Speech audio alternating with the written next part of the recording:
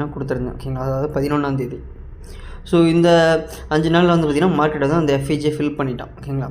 So இப்போ அடுத்து என்ன நடக்கும் அப்படிங்கிறத நம்ம பார்த்துடலாம். ஓகேங்களா. ஸோ இப்போ இருக்க ஆக்சுவல் எக்கனாமிக்கல் சுச்சுவேஷனை பொறுத்த வரைக்கும் கொஞ்சம் நெகட்டிவாக தான் இருக்குது. ஓகேங்களா. ஸோ இது வந்து இப்படியே கன்டினியூ ஆச்சுன்னா ஓகேங்களா, ஸோ இப்போ இருக்க அந்த பெட்ரோல் டீசல் இன்ஃப்ளேஷன் அந்த இது எல்லாமே ரைஸ் ஆகிருக்கு. கிட்டத்தட்ட இன்ஃப்ளேஷன் 8% தாண்டிடுச்சு. ஓகேங்களா. ஸோ அதனால் இது எல்லாமே ரைஸ் ஆச்சுன்னா மார்க்கெட்டுக்கு அது நல்லதான்னு கேட்டிங்கன்னா சத்தியமாக கிடையாது. ஓகேங்களா.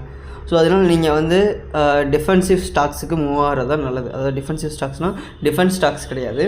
எப்படி சொல்கிறதுனா, உங்களுக்கு வந்து எதெல்லாம் அத்தியாவசிய தேவையாக இருக்கோ அதுக்கு மட்டும் இனிமேல் மவுஸ் வந்து கூடும். ஓகேங்களா. ஸோ ஏன்னா நான் வந்து ஒரு செபி ரிஜிஸ்டர் அட்வைசர் கிடையாது. ஸோ அதனால் என்னால் ஸ்டாக்ஸ் வந்து சஜஷன் உங்களுக்கு கொடுக்க முடியாது. ஓகேங்களா.